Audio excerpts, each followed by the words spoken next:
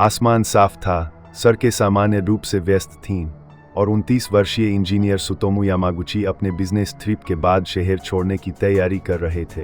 तभी सुबह ठीक 8:15 पर आसमान को चीरती हुई एक चकाचौंध कर देने वाली सफ़ेद चमक दिखाई दी। कुछ ही सेकंड में हिरोशिमा के ऊपर पहला परमाणु बम फट चुका था। विस्फोट ने असहनीय गर्मी और भयानक धमाके की लहर पैदा की, जिसने यामागुची को पास के एक खेत में जा गिराया।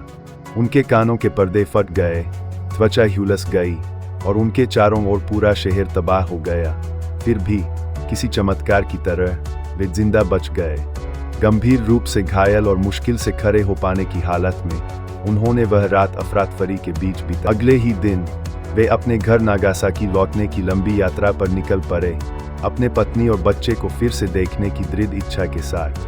3 दिन बाद 9 अगस्त को अभी भी पत्तियों में लिपटे और कमजोर हालत में वे काम पर पहुंचे। जब वे अपने अधिकारी को हिरोशिमा की तबाही के बारे में बता रहे थे, तभी इतिहास ने खुद को दोहराया। एक और अंधा कर देने वाली चमक, एक और कान फाड़ देने वाली गूंज। नागासाकी के ऊपर दूसरा परमाणु बम फट चुका था। एक बार फिर यामागुची विस्फोट की सीमा में थे और एक बार फिर वे जीवित बच गए। एक परमाणु हमले से बच पाना ही लगभग असंभव था। 2 से बच जाना विश्वास से परे था। विकिरण बीमारी और वर्षों तक स्वास्थ्य संघर्षों के बावजूद सुतोमू यामागुची 93 वर्ष की आयु तक जीवित रहे। क्रोध चुनने के बजाय उन्होंने शांति का संदेश फैलाना चुना।